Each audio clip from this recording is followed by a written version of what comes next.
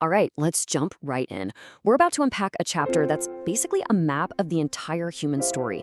From our fall into brokenness all the way to this incredible, overwhelming state of grace. It's a powerful journey, and we're going to walk through it together. So right out of the gate, the source material just frames all of human history on this one powerful contrast. It's like a tale of two destinies. On one path, you have Adam, which kicks off this chain reaction. Sin enters the world, and that leads to death for everyone. But then, on the other side, there's a totally new path opened up by Christ, one that goes from righteousness to life. The whole human story, according to this text, is stretched between these 2 points. So here's our game plan for this explainer. We're going to tackle this in 3 big chunks. First, we'll look at how love shows up right when we're at our weakest. Then, we'll dive into the guarantee of salvation. And finally, we'll talk about this idea of abounding grace. Let's get into it. Okay, our first stop is this pretty radical idea. The argument here is that God's love didn't step in when humanity was at its best or when we were doing everything right. Nope. It showed up at the exact moment we were totally and completely helpless. Now, the source uses a really specific Greek word for this, asthenes. This doesn't just mean we're kind of weak or having an off day. It means we are utterly without strength, powerless, incapable. And that's the whole point, right? This love isn't a prize for being strong, it's a rescue mission for the powerless. And who better to illustrate this than the Apostle Paul himself? I mean, get this. He doesn't say, yeah, I was a sinner, but I'm better now. He says he's the worst of them. It's a really shocking admission, and it just hammers home this idea that grace is for those who know they don't have it all together. And to really paint the picture, just look at how Paul describes himself before grace. He's not pulling any punches. He says he was a blasphemer, someone who openly mocked God, a persecutor, a guy who literally hunted down believers, and an insolent man, which means he was violently arrogant.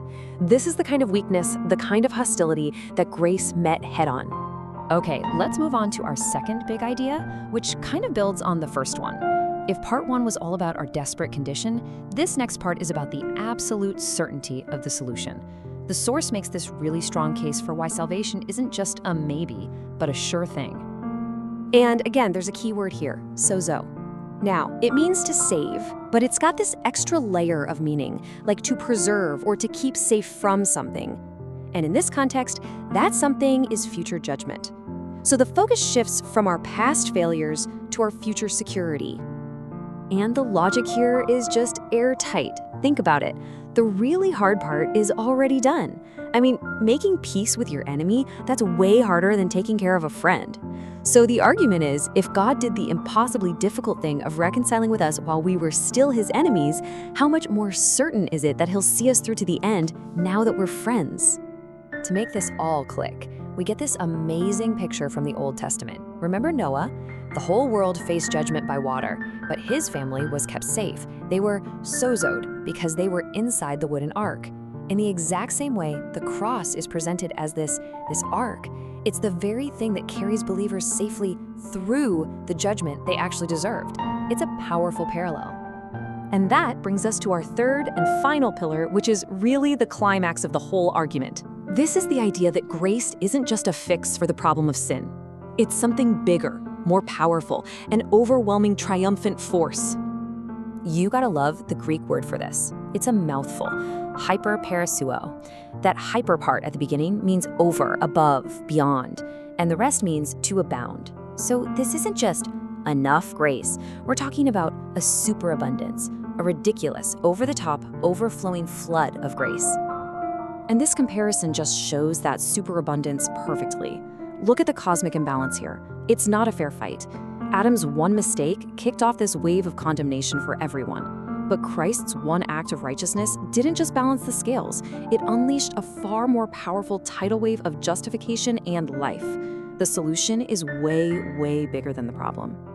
This all builds to what is probably the most famous line in the entire chapter, which just sums it all up.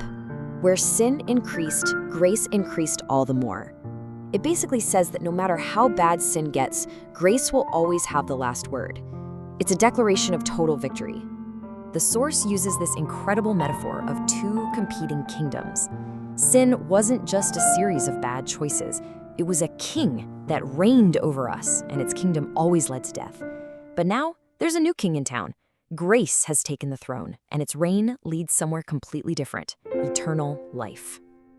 So, wow, we've walked through some massive theological concepts. Let's bring it all home and talk about what this actually means for us, like on a Tuesday afternoon. If you remember just 3 things from all this, make it these.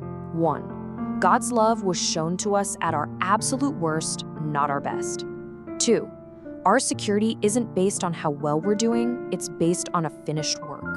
And 3, grace didn't just deal with sin, it completely and utterly defeated it. And so this whole deep dive really leaves us with one final personal question. Are you living your life under that old kingdom of achievement, constantly trying to earn your worth, trying to justify yourself? Or are you actually living in the freedom of this new kingdom, under the secure and superabundant reign of grace? That's a question worth sitting with for a while.